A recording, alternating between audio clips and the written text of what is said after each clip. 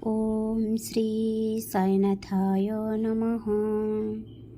Good morning Sai morning. आसंतु पुणी थरे नूतन सकाळटी पई बाबांकु धन्यवाद दे बाबांकर आशीर्वादरू दिनटी को आरंभ करिबा।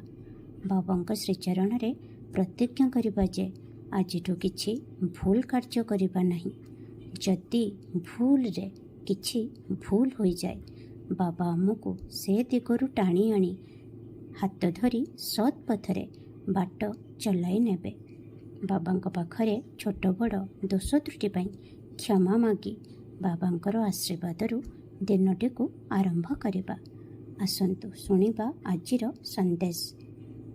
खूब शीघ्र तुम घरे एक शुभ कार्य हेब।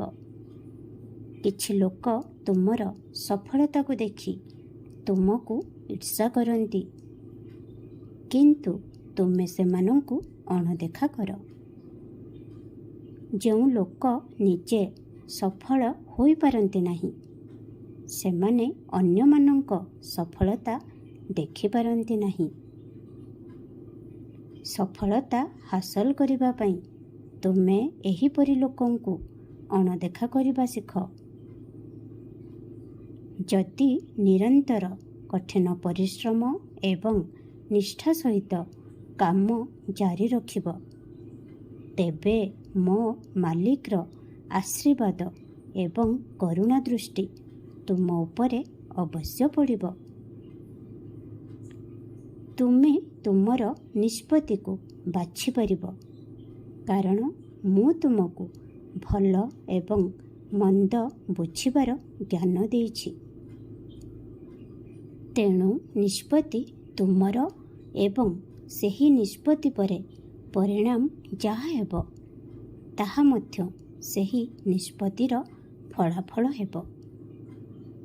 तेणु सर्वदा भाबी चिंती कौनसी कथार निष्पत्ति नियो।